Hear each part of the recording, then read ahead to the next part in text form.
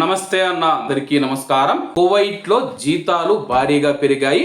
వివరాల్లోకి వెళితే కువైట్ ఆరోగ్య శాఖ మంత్రి డాక్టర్ అహ్మద్ ఆల్ అవాదీ గారు నర్సింగ్ సిబ్బందికి కొత్త అలవెన్సులు మరియు బోనస్లను ఆమోదిస్తూ, అలాగే నర్సింగ్ మరియు మిడ్వైఫరీ పదవులకు సాంకేతికంగా గ్రేడ్ చేయబడిన ఉద్యోగ శీర్షికలను ప్రవేశపెడుతూ 2026 నాటి మంత్రివర్గ తీర్మానం నెంబర్ 206ను ఆరోగ్య శాఖ మంత్రి గారు జారీ చేశారు.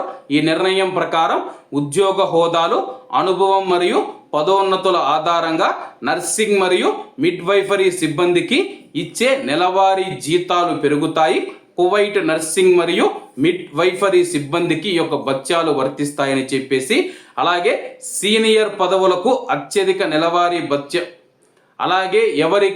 అలాగే నర్సింగ్ డిపార్ట్మెంట్లో పనిచేస్తూ ఉన్న ఎవరికి ఏ విధంగా జీతాలు ఉంటాయో తెలపడం జరిగింది.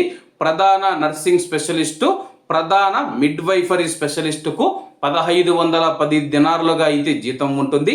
Senior nursing specialist, senior midwifery స్పెషలిస్టుకు 1430 దినార్లు, నర్సింగ్ స్పెషలిస్టు, మిడ్ రిఫైనరీ స్పెషలిస్టుకు 1350, సీనియర్ నర్సు, సీనియర్ మిడ్ వైఫ్కు 1170 దినార్లు, అలాగే సాధారణ నర్సుకు 1110 దినార్లు, సహాయక నర్సు అలాగే సహాయక సిబ్బందికి 1040 దినార్లు జీతాలుగా ఉంటాయని చెప్పేసి, అలాగే యొక్క అలవెన్సులు ఏవైతే ఉన్నాయో ఉద్యోగ స్థాయిని బట్టి బోనస్సు, ప్రోత్సాహక అలవెన్సు, జీవన వ్యయ అలవెన్సు, షిఫ్ట్ అలవెన్సు, పర్యవేక్షణ అలవెన్సు, శిక్షణ అలవెన్సు మరియు ఆన్ కాల్ అలవెన్సు వంటి వివిధ విభాగాలు ఉంటాయి.